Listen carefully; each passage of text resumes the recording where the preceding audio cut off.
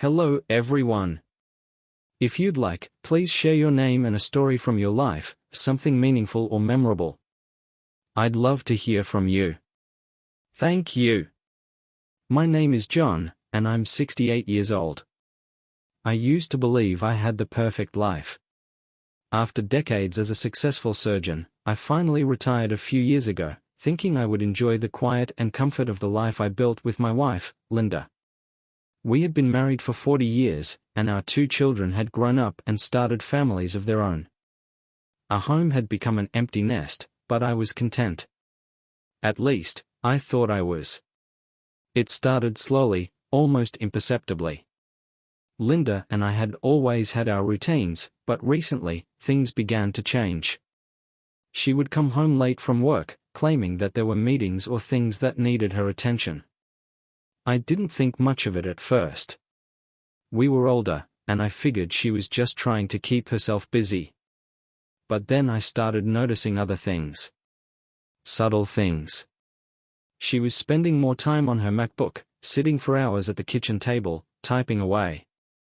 It wasn't the work itself that bothered me, it was how she guarded that computer like a secret.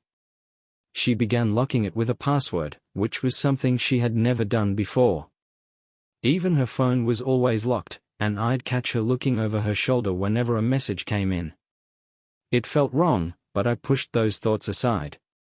After all, we had spent 40 years together. We had built a family, shared dreams, and survived the ups and downs of life. We had gotten through our children leaving the house, the loss of my parents, and even the early struggles of marriage. But this felt different. One evening, I found myself alone in the living room while Linda sat in the kitchen, her face glowing in the blue light of her laptop. She seemed far away, even though she was only a few feet from me. I tried to distract myself with a book, but my eyes kept drifting toward her. Why was she so secretive lately?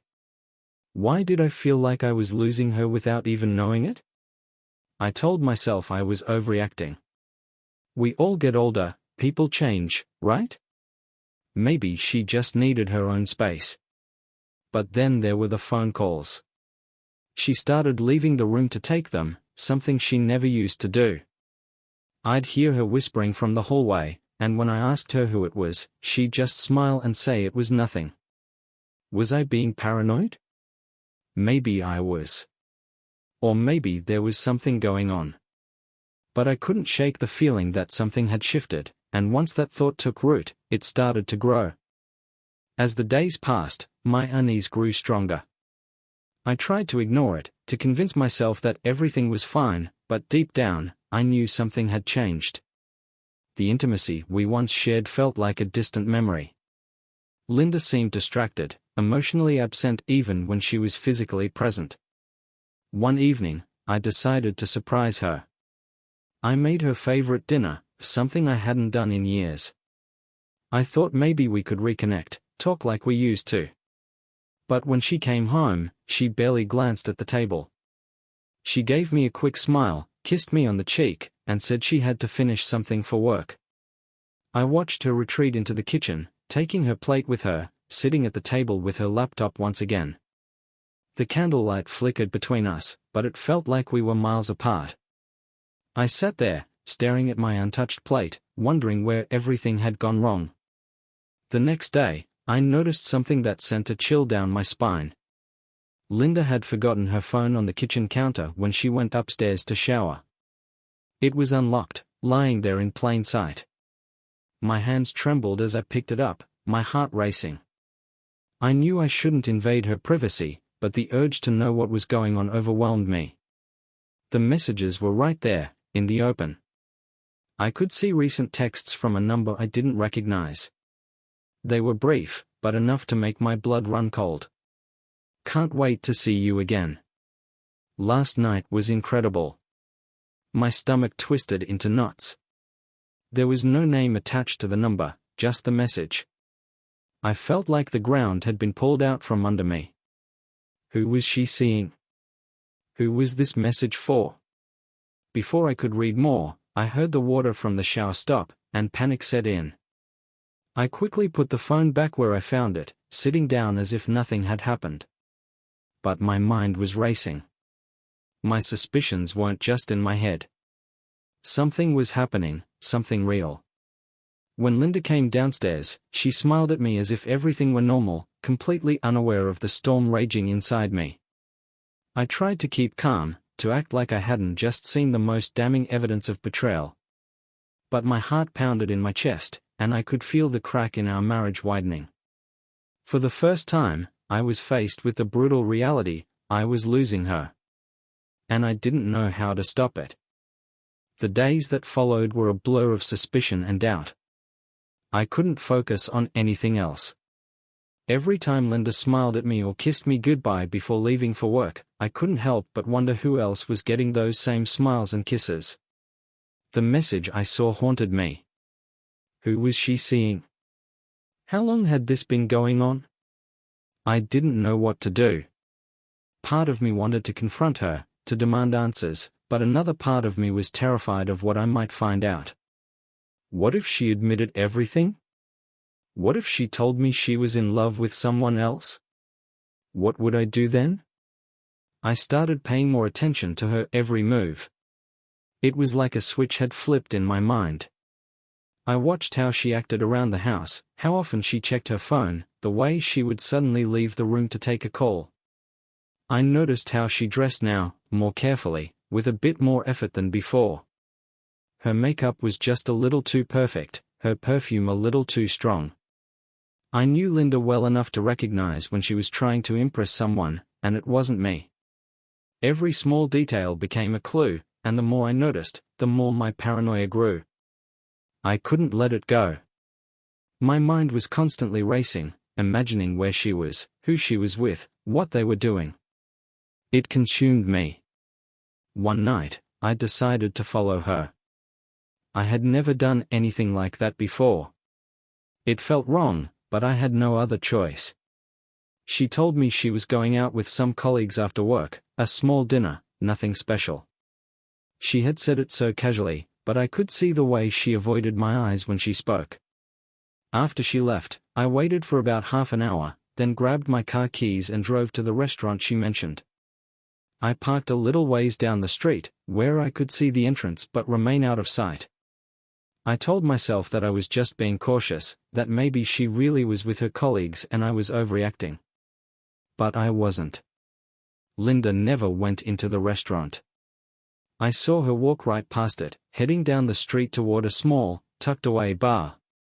My heart pounded in my chest as I watched her enter the dimly lit building. Minutes later, a man joined her, a younger man. I didn't recognize him, but I didn't need to. I knew exactly who he was. They embraced briefly before slipping into a corner booth. I could feel the blood drain from my face as I sat there, watching the two of them through the window. They were laughing, leaning in close, whispering things to each other that I could only imagine. I had my answer. The one I had been dreading. I stayed in my car, frozen, watching the two of them through the window. I couldn't believe what I was seeing. The man sitting across from Linda was much younger, maybe in his mid-30s. He leaned in close, speaking softly to her, his hand resting on hers like it was the most natural thing in the world. Linda didn't pull away. In fact, she smiled, genuinely smiled, at him, a smile I hadn't seen in years. My throat tightened, and my hands gripped the steering wheel so hard I thought it might snap. The air felt thick, my chest heavy with a mixture of disbelief and anger. This couldn't be real. My wife, the woman I'd spent 4 decades of my life with, sitting there with a man half my age, acting like they belonged together. And yet there it was, right in front of me. Part of me wanted to rush inside and confront them, to demand an explanation, but my body wouldn't move. What was I supposed to say? What would I do? Cause a scene? Yell? Would that change anything? The truth was, I didn't even know if I wanted to face her. What if she didn't deny it? What if she just admitted everything? Worse, what if she didn't care? I sat there for what felt like hours, watching them laugh and talk, her hand occasionally brushing his, their heads leaning in close. I felt like an outsider to my own life, as if I was watching a bad dream unfold, except this wasn't a dream. This was happening. She was happy, maybe happier than I'd seen her in a long time, and the realization hit me like a cold wave. I wasn't the man making her happy anymore. Eventually, I started the car and drove off. I didn't know where I was going, I just needed to get away from that place, from them. My mind was spinning, trying to piece together how everything had fallen apart without me even noticing. How long had this been going on? How did I not see it? I drove for what felt like hours, circling the streets aimlessly, lost in thought. When I finally pulled into our driveway, it was late. The house was lit up, and through the kitchen window, I could see Linda moving around, as if nothing had happened. The same house, the same routine, but it all felt like a lie now. When I walked inside, she greeted me like any other night. There wasn't a hint of guilt in her voice or her expression. "Hey, how was your night?" she asked, as if she hadn't just been out with another man. She poured herself a glass of wine and started telling me about her evening, her made-up story about dinner with colleagues, smiling through every word like she had nothing to hide. I forced a smile back. "Fine," I lied. My voice felt hollow. My body was there, but my mind was somewhere else entirely, still replaying what I had seen earlier. Linda continued talking, recounting her fake evening as if everything were perfectly normal. I sat down at the kitchen table, nodding along, barely listening. Her words felt empty, like they belonged to someone else's life, not ours. I wondered how many times she had lied to me like this, spinning stories to cover her tracks. I glanced at her as she spoke, trying to see through her facade, but all I saw was the woman I had spent most of my life with, except now I knew there was a stranger behind that face. But I didn't say anything. Not yet. I wasn't ready for that confrontation. I wasn't even sure how I would handle it when the time came. I needed time. Time to figure out what to do, time to think about how I could even begin to fix the pieces of my life that had just shattered. And time to plan what I would do next. I didn't sleep that night. I lay in bed, staring at the ceiling, my mind replaying the scene from the bar over and over again. Every detail felt like a knife twisting deeper into my chest. The way she smiled at him, the way they leaned in close, the way she seemed so alive with him. It was like I had been blind to the truth for months, maybe even years. The next morning, I was up early, even though I hadn't closed my eyes all night. Linda was still asleep when I walked downstairs. I stood in the kitchen, staring at her phone lying on the counter. My mind raced. Should I check it again? I knew what I would find, but a part of me still needed confirmation. Something solid to make it real. I picked it up, my hands trembling as I swiped through her messages. It didn't take long to find them. The texts from him. His name was Alex. They weren't long messages, just simple, direct. "Can't wait to see you tonight. Last night was amazing. You're incredible." My stomach twisted again. I could picture them together, laughing, touching, doing things I couldn't even bring myself to think about. I put the phone down, feeling sick, and walked out onto the back porch, hoping the cold morning air would clear my head. But it didn't. I stood there, gripping the railing, trying to figure out what to do next. Confront her? Tell her I knew everything? Or just let it go, pretend like I didn't see anything, and hope it would somehow stop on its own? But deep down, I knew that wasn't an option. This wasn't just some passing fling. This was something deeper, something that had been going on behind my back for God knows how long. When I came back inside, Linda was up.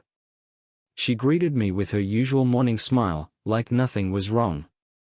I forced myself to smile back, though it felt hollow, like I was putting on a mask to hide the storm that was raging inside me. I wanted to say something. I wanted to ask her where she was last night, to tell her that I saw her, that I knew. But I couldn't bring myself to do it. Not yet. Instead, I watched her, studying her every move. The way she poured her coffee, the way she glanced at her phone when she thought I wasn't looking. Every little thing she did now felt like part of some bigger lie. I had spent years trusting her, never questioning where she went, what she did. But now, every moment felt like a betrayal. I had to be careful. I needed to know more. Confronting her too soon, without all the facts, could make things worse. She could deny everything, turn it around on me, make me look like the paranoid husband. I needed proof, solid, undeniable proof. So, I decided to wait. To play along, to keep pretending like I didn't know anything. For now. The following weeks were some of the longest of my life. Each day felt like a battle, pretending everything was fine while knowing that the truth was unraveling right in front of me. I watched Linda like a hawk, searching for every clue, every slip-up, anything that would confirm what I already knew. She didn't make it easy. Linda had always been good at keeping up appearances, and now I realized just how well she could lie without even blinking. She continued her routine as if nothing had changed, work, dinners, occasional meetings with colleagues, but I knew better now. Every time she left the house, I wondered if she was meeting him, if they were together again. It ate away at me, day by day, piece by piece. I tried to keep busy, filling my time with anything that could distract me. I went back to some of my hobbies, gardening, working on the car, anything to keep my mind off what was happening. But no matter how hard I tried, I couldn't shake the feeling that my life was falling apart, that everything I had spent years building with her was slipping through my fingers. One afternoon, as I was working in the garage, I heard her talking on the phone. Her voice was soft, quieter than usual. I stepped closer to the door, listening, my heart pounding in my chest. I couldn't make out every word, but I caught enough. I miss you too. Yes, I'll see you tomorrow. My blood ran cold. That was all I needed to hear. There was no more room for doubt. She was still lying to me. Still meeting him. And now I knew when it would happen. That night, after she went to bed, I sat in the living room, staring at my reflection in the dark window. The rage inside me had been building for weeks, slowly rising, simmering just beneath the surface. But now, it was boiling over. I couldn't keep pretending everything was fine. I couldn't keep waiting. I needed to know the full truth.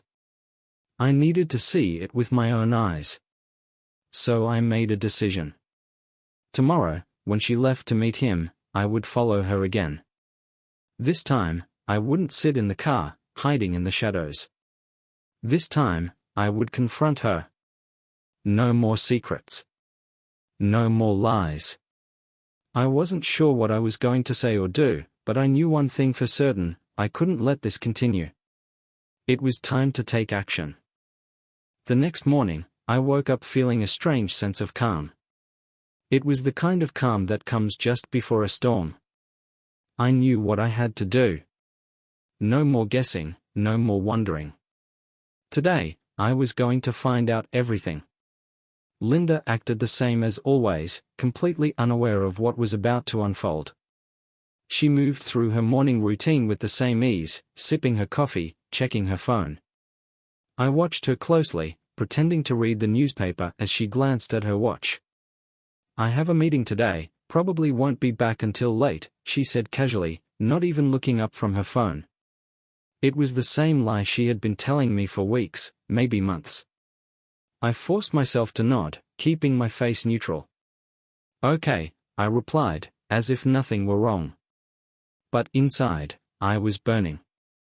She had no idea that today would be different. After she left, I waited a few minutes before grabbing my keys and heading out the door. I knew where she would go. She was meeting him today. It was clear from her phone call the day before. I wasn't going to sit idly by anymore. I followed her car at a distance, staying far enough behind so she wouldn't suspect anything. She drove across town, to an area I rarely visited, quiet, residential, far from where her office was supposed to be. My heart pounded in my chest as I watched her pull into a small parking lot behind an old, nondescript building. I parked a block away and walked the rest of the distance, staying out of sight. As I approached the building, I saw her car, and next to it, another one, a sleek black car that looked far too expensive for the area. I stood at the corner, just out of view, my pulse racing as I waited. It didn't take long. Linda stepped out of her car, looking around as if to make sure no one was watching. She was dressed differently today, more carefully than usual. A simple dress, but elegant, paired with heels she didn't usually wear. She didn't look like she was going to a meeting. Moments later, the door to the black car opened, and I saw him. Alex. He was younger, just as I had remembered from the bar. He looked excited, almost eager, as he walked up to her. They embraced briefly, but intimately, like two people who had done this many times before. I felt sick, my stomach twisting into knots, but I forced myself to stay still. I needed to see everything, to witness it with my own eyes. They entered the building together, disappearing inside. For a moment, I just stood there, not knowing what to do. Part of me wanted to storm in, confront them both right there. But something stopped me. This was the moment I had been waiting for, and yet I couldn't bring myself to act. Not yet. I needed to know more. I needed to see just how far this had gone. So I waited. And when the door to the building opened again, I would be ready. I stood outside that building for what felt like an eternity, the cold air biting at my skin, but I barely noticed. Time dragged slowly, each second amplifying the ache in my chest. There I was, hiding in the shadows, watching my wife of 40 years walk into the arms of another man. It felt surreal. The woman I'd built a life with, raised children with, was inside with him, this stranger who had somehow wormed his way into our lives without me realizing it. Every minute I spent waiting made the situation more unbearable. How had I let things get this far? Through the window, I finally saw them. My stomach clenched as I watched Linda and Alex sitting together in what looked like an office or lounge area. It wasn't professional. There was no distance between them, no formality. He leaned in close, saying something quietly, and she laughed, a soft, genuine laugh. Her hand rested on his leg casually, like it was the most natural thing in the world. My heart dropped. I hadn't seen her smile like that in years. That easy, carefree smile that she used to give me.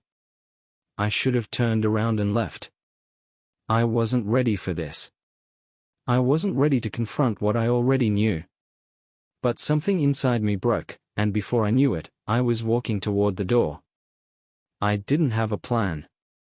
I didn't even know what I was going to say. My hands were shaking, my legs felt weak, but I couldn't stop myself. I just needed it to end, the lies, the sneaking around. I needed her to face me. To explain why she was doing this. How she could throw away everything we had built over 4 decades. The door was unlocked. I stepped inside, and the sound of my footsteps echoed down the narrow hallway. It was quiet, too quiet, except for their muffled voices in the room ahead. I felt my stomach tighten as I approached the door. I hesitated for a moment, my hand hovering over the handle. This was it. There was no going back after this. Part of me wanted to turn around and walk out, to pretend I hadn't seen anything. But I couldn't. I had been living in denial for too long. I had to know the truth, all of it. Taking a deep breath, I opened the door. The sight hit me harder than I expected. There they were, Linda and Alex, sitting close together, too close. She hadn't even moved her hand from his leg.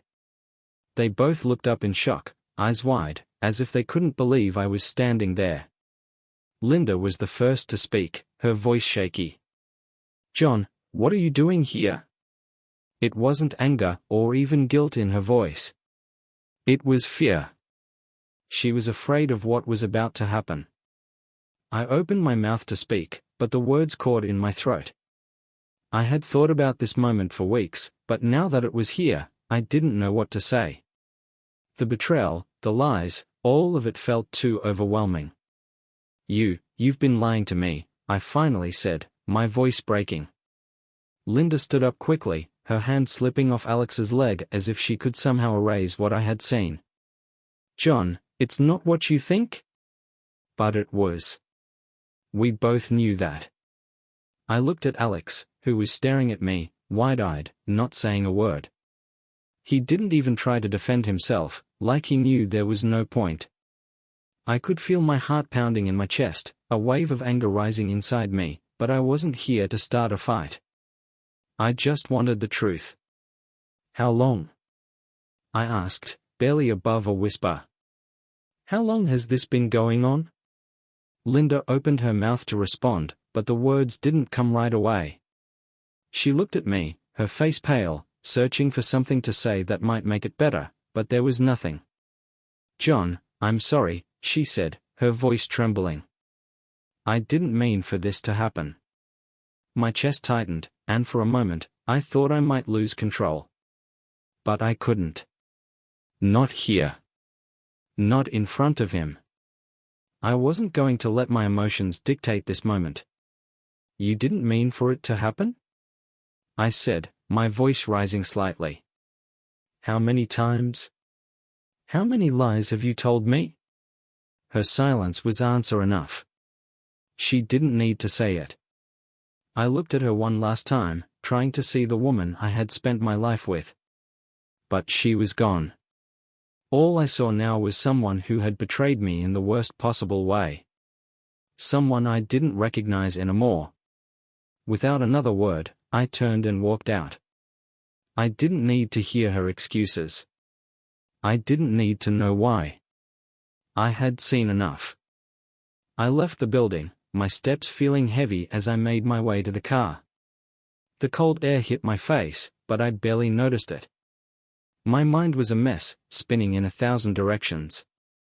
There hadn't been any shouting or dramatic accusations like I had imagined. No confrontation to clear the air, no explosion of anger. What I had gotten instead was silence, heavy, suffocating silence. I sat in the driver's seat, gripping the steering wheel tightly, trying to calm the shaking in my hands. My chest felt tight, as if I couldn't quite catch my breath. It all felt so surreal. After all these years together, was this really how it was going to end? With some stranger, in some anonymous building, and with no real answers? I didn't know what I had expected, but the emptiness I felt in that moment was crushing. All those nights of thinking about this moment, rehearsing what I'd say, imagining how I'd confront her, and now, I had nothing left to say. The words I had prepared vanished the second I saw them together.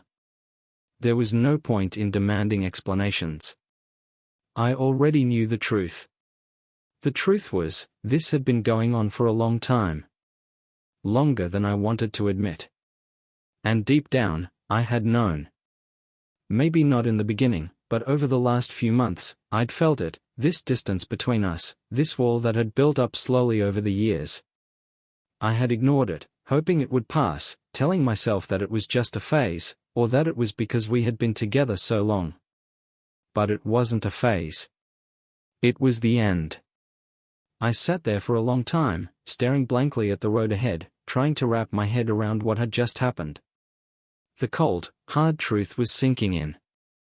My marriage was over.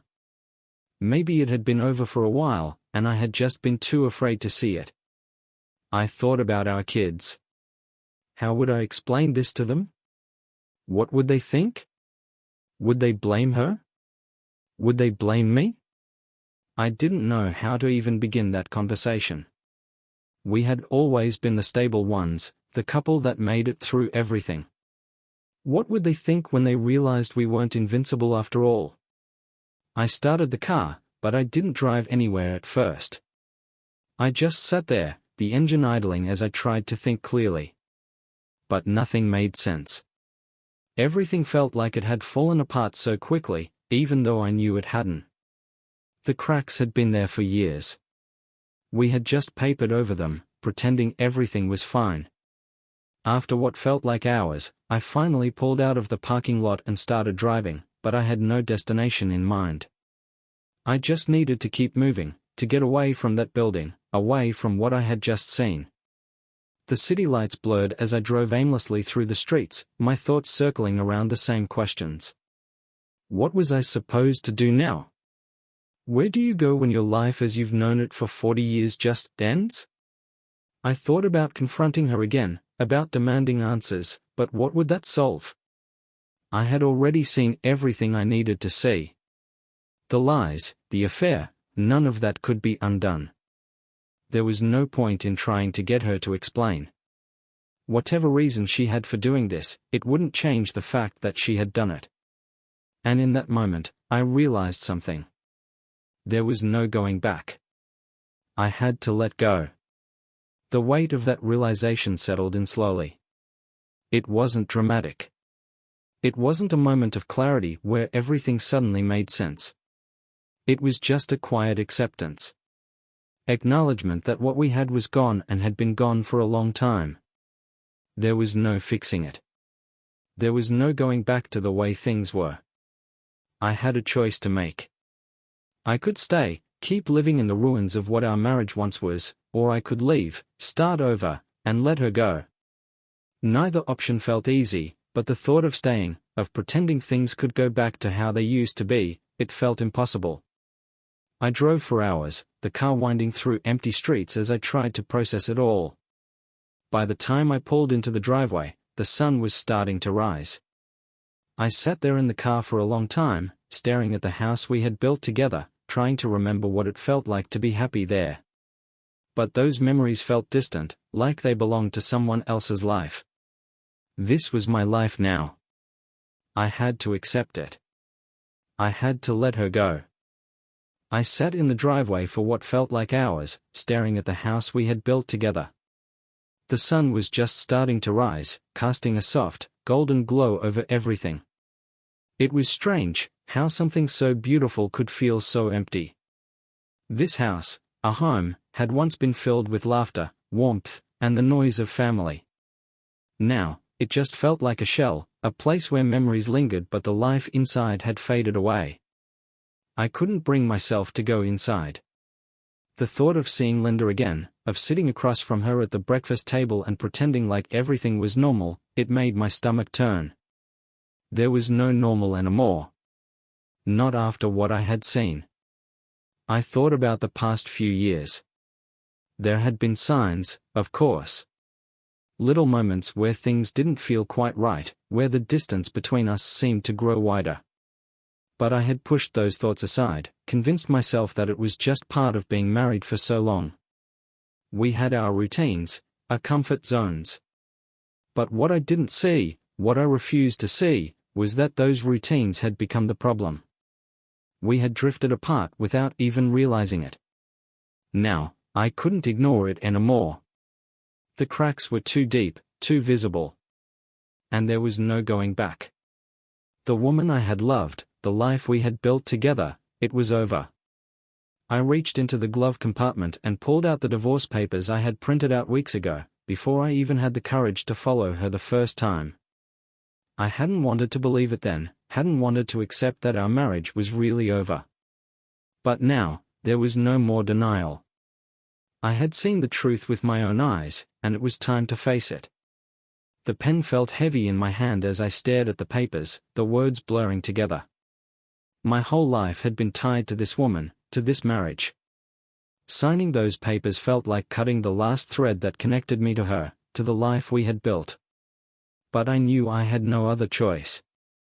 I couldn't stay in this broken relationship, pretending that everything could be fixed. It couldn't. The damage had been done, and there was no repairing it. With a deep breath, I signed my name at the bottom of the page. For a moment, I just sat there, staring at the signature, feeling the finality of it all settle in. It didn't feel good, but it didn't feel wrong either. It was just necessary. I folded the papers, placing them in an envelope. I wasn't going to confront her again, not today. I didn't have the energy for another conversation, another round of lies and apologies. I would leave the papers on the kitchen counter for her to find. She would know what they meant. She had made her choice, and now I had made mine. Before I stepped out of the car, I took one last look at the house. The place where we had built a life, raised our children, and shared so many years. But now, it felt like a stranger's home. The person I had shared it with was gone, and I didn't belong there anymore. I opened the car door, stepped out, and made my way to the front door. The air felt heavy, like the weight of everything that had happened was pressing down on me. As I stepped into the house, the silence was deafening. I walked into the kitchen, placed the envelope on the counter, and stood there for a moment, taking it all in. This was the end. I had spent so many years trying to make things work, trying to hold onto what we had. But now, I was letting go. With one final glance around, I turned and left the house, knowing that this was the last time I would ever walk through that door.